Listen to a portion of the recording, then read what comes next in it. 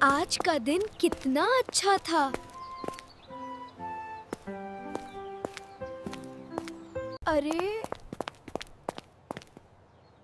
یہ ننھی بلی یہاں اکیلی کیوں بیٹھی ہے؟ میں آؤں؟ شاید اسے بھوک لگی ہے، میں اس کی مدد کروں گا۔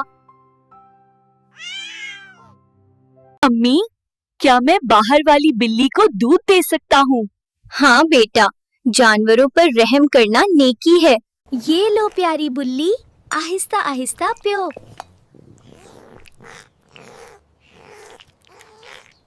میں نے تمہارے لیے گھر بنا دیا ہے، اب تم محفوظ رہو گی۔ اب ہم دوست ہیں۔